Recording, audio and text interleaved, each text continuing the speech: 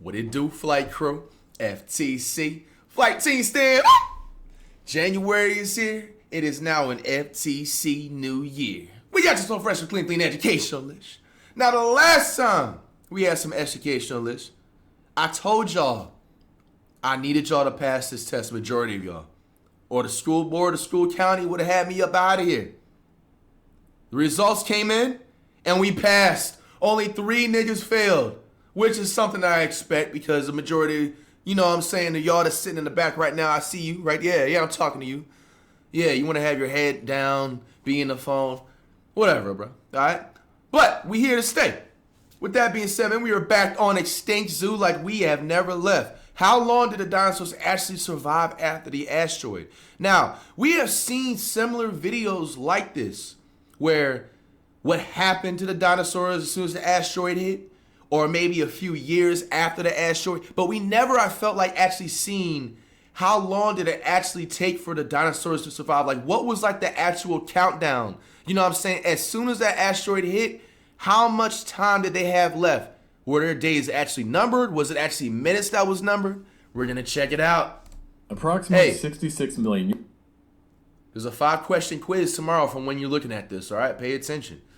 Now, it isn't something where I would be necessarily like let go of, but I don't want to go back into that thin ice category again. You know what I'm saying? It's a new year. You know what I'm saying? The school board off your boy back. You know what I'm saying? We got a majority 68% passing rate. Can y'all at least finish off the school year with a 2.0 GPA? And don't end up like your boy with a 1.7 and have to make up credits for the summer or the following next year. Real story. Years ago, dinosaurs experienced just about the worst day possible on Earth, when a giant asteroid the size of Mount Everest slammed into the Yucatan Peninsula at speeds 28 times greater than that of an AK-47. I knew it was a big asteroid, but did y'all hear what he just said? The asteroid was the size of Mount Everest. Like, did I hear that right? Slammed into the Yucatan possible on Earth, when a giant asteroid the size of Mount Everest slammed into the Yucatan. Bro, do you know how big Mount Everest is? Like, Mount Everest literally can be its own, like, mini little country or state itself. I didn't know the asteroid was that big until today. You learn something new every day. At speeds 28 times greater than that of an AK-47 bullet. Within an instant, the energy equivalent to 10 billion Hiroshimas was unleashed upon the world, bringing about what many consider Did you just say something from like DBZ? Been the most violent and abrupt extinction event of all time. This was the KT extinction event. Today, paleontologists believe that about 75% or more of all species on Earth at the time vanished, with nearly no creature above 25 kilos or 55 pounds surviving. Among the many fallen, the most iconic were by far the non-avian dinosaurs, who up until that point had ruled the lands for... So, back on to like a previous question that I've asked in past educational vids. So you mean to tell me every dinosaur basically was unalive, or every animal was basically unalive during this time period except for the ants, the sharks, the fish, what else? The wasps, the bees, the regular birds? How are they indestructible? Like, somebody needs to actually start questioning these things in society nowadays. It's 2026. Why were the ants, especially in the wasp and bees, those annoying ass insects, the flies, horse flies? How the hell did a horse fly survive? But a pterodactyl don't. But a megalodon don't. I need answers. They had to have some superpowers to make them indestructible. Because look, okay, like, even if, like, let's say, for example, okay, if you put it into perspective, right? I know it's kind of like nasty to think about this, but I learned it's kind of like, you know, in a way like growing up, you know, dealing with it on and off. So like for like roaches, right? Okay, if you ever tried to like drown a roach or just like flush them or stuff like that, apparently roaches like can breathe underwater. I didn't even know that shit till I was like a teen type shit, right? So it makes sense. Okay, let's say the world was like super flooded and stuff like that for like the cockroaches and stuff, right? But ants, I know for a fact, cannot survive water. So how do they last? There needs to be answers, man. I need somebody to do a video on this. Roughly 165 million years.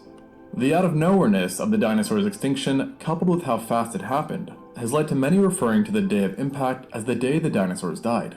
And there are even documentaries with such names. But did the dinosaurs really die all at once on the same day? After all, There's no they can way. be found on every continent during the late Cretaceous. You know what? Now that I'm looking at this, bro, I always wanted to look at the actual map of where all the dinosaurs actually lived at. And I want someone to actually, that's another video idea. Maybe Extinct Zoo can do that.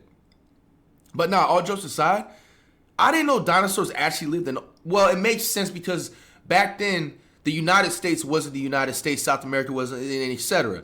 Everything was a Pangea, right? So everything was all clumped together. And I've already stated this before around like 2020, when we read this on an educational vid, that literally at one point in time, everybody was able to, like, let's say if you wanted to start out with Alaska, you can literally go around the world without having to take a plane or a boat. Yeah, you know what I'm saying? Now, maybe the roads wasn't designed the way they are now, but it was 100% possible for you to drive from literally the United States, every state, and then touch every country. Who knows how long that would have taken, even Antarctica.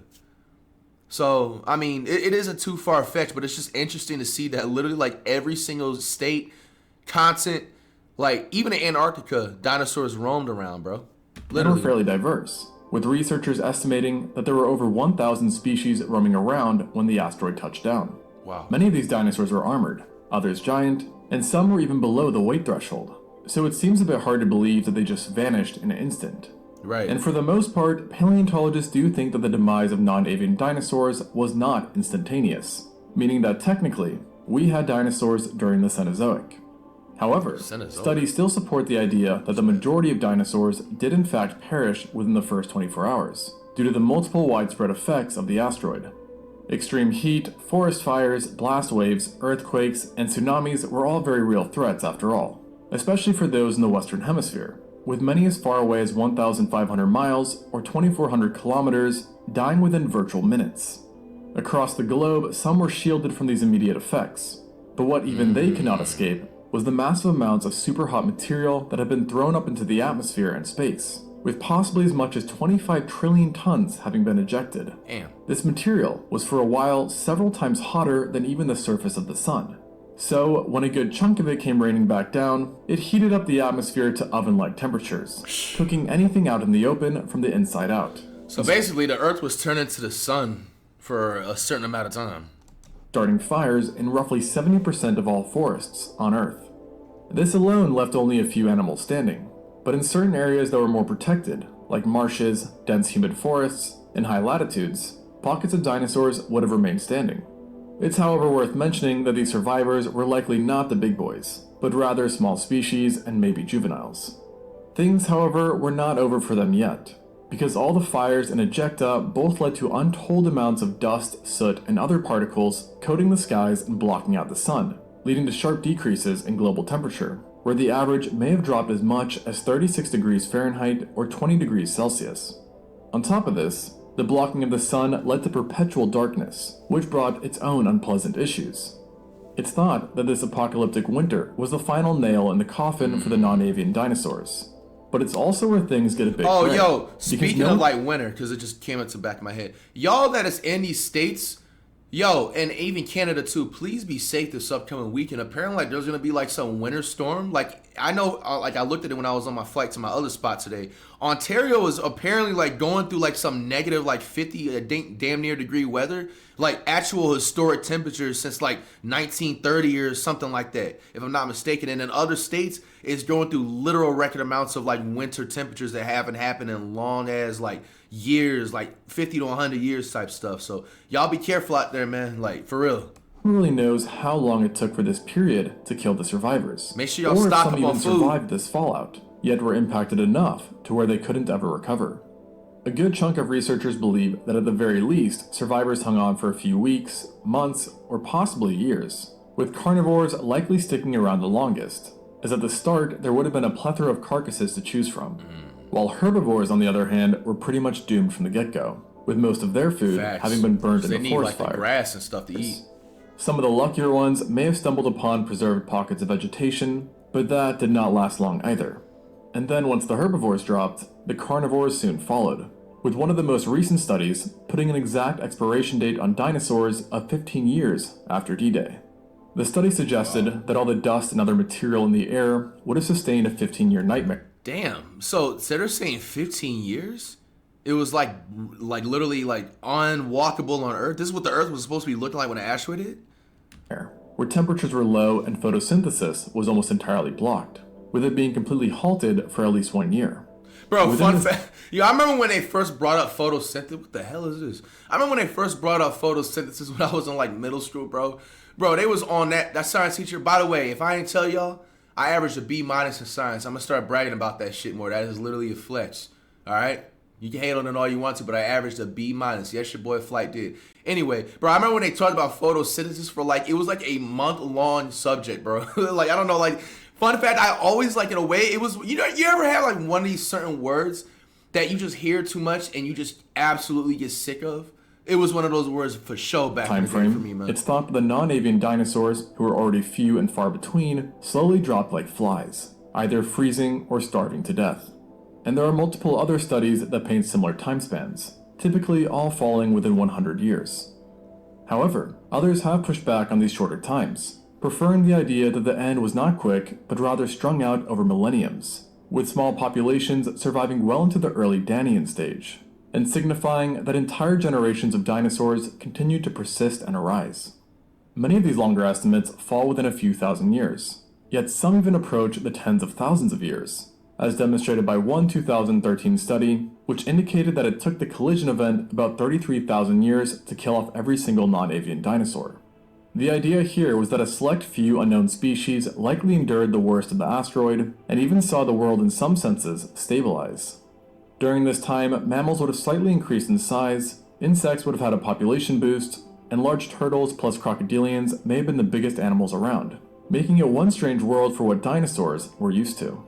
And the paleontologists behind the study actually think it was these changes that ultimately led to their tragically slow ending, with mammals and non-dinosaur reptiles. Bro, imagine the first person I'd ever seen like a T-Rex fossil. They was probably freaking out for like 20 minutes straight. What remained of the previous like, rulers. what the hell is this? And while the end result with them being gone did not change, it would still be impressive if they had survived for an additional 33,000 years, which based on other calculations may have amounted to over 1,000 generations of dinosaurs, seeing the Cenozoic. Perhaps surprisingly, 33,000 years isn't even the longest estimate, with a few researchers having an even more optimistic hypothesis, suspecting that some dinosaurs survived for an extreme amount of time, possibly up to 1 million years. And interestingly enough, one of the strongest cases for such a long survival time comes from an area not so far from the epicenter, in Colorado and New Mexico. Specifically, a team of paleontologists discovered the remains of hadrosaurs, tyrannosaurs, and kylosaurs. Definitely, I feel like places like with heavy mountains in the U.S. for sure had hella dinosaurs, like California, like Wyoming, Montana, AZ, Vegas, Colorado, Utah. Like, I feel like those are definitely like the hot spots for dinosaurs just because of the mountain basin stuff alone. Like, and even sauropods within a remote part of San Juan Basin. Like, now that I think about it, bro, has there even any been outside of alligators? You guys know I'm from Florida and shit. So it's like outside of alligators was already dinosaurs technically because they was around when the dinosaurs was around. Has there been any other dinosaur fossil that's been actually discovered in Florida? Other than like alligators? I don't know. Or dated to the Paleocene. I feel like dinosaurs would only survive, ironically, like on non-flatland type of surfaces.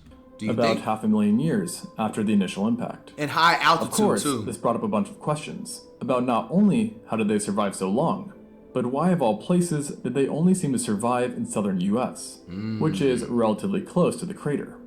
Well, according to the lead paleontologist, there are three possible explanations. The first one is that the area they were in was heavily sheltered from the blast, perhaps being akin to a canyon that offered ample protection from the worst effects. The second, more likely scenario is that the diverse group of survivors wasn't originally from the States, but rather from up north, like Alberta, Canada, where the asteroid's effects were comparably less severe. Then, following the drop in temperature and decrease in resources, they were eventually forced to venture south, where presumably they stumbled upon a small area that could still sustain life.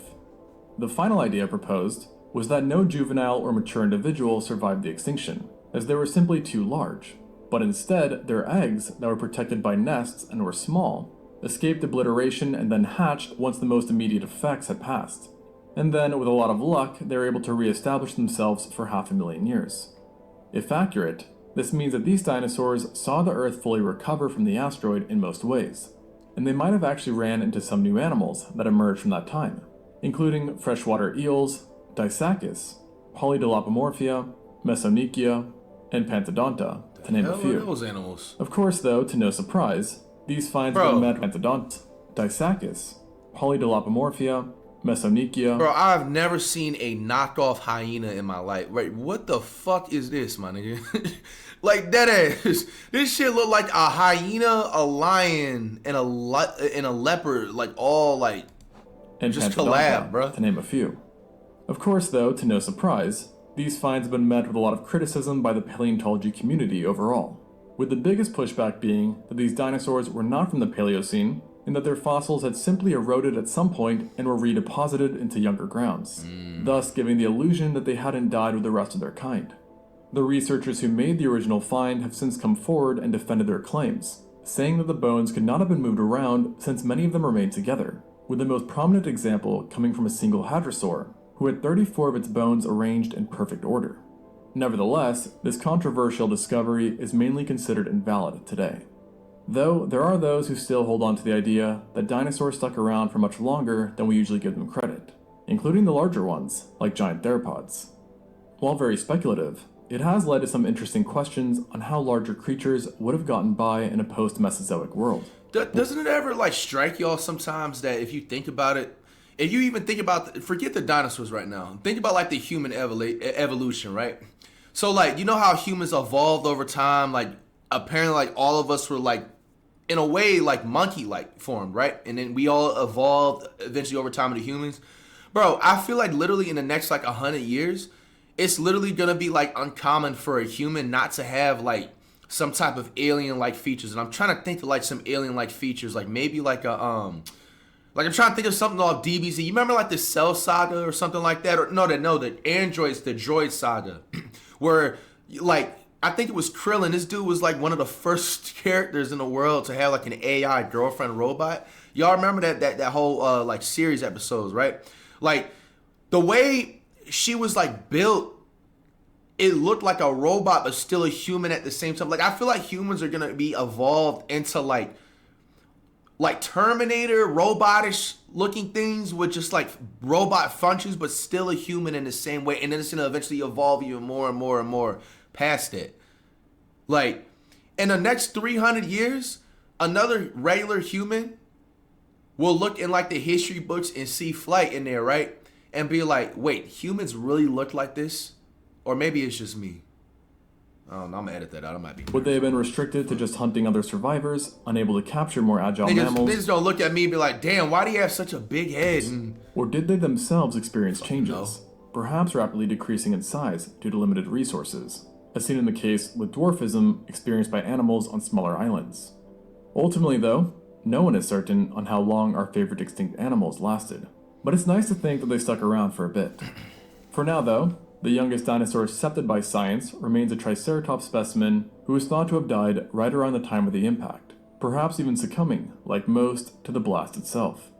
The conversation on dinosaur survival has also led many to wonder if other Mesozoic icons persisted as well, such as the pterosaurs or mosasaurs. Currently, no one has a good idea, but there is a more obscure group of animals from those times, the ammonoids, that are thought to have possibly lived about 1 million years after the Cretaceous. This claim, like the San Juan Basin one, is quite controversial, yet for the most part, it has garnered more support, and we can only hope that more finds in the future will give more clarity on the fates of the dinosaurs as well. Hey, man. Thanks for watching, and until next time. Y'all remember, y'all got a quiz tomorrow, 5 questions. I hope all y'all paid attention. This was honestly pretty simple. If anything, it should be more interesting.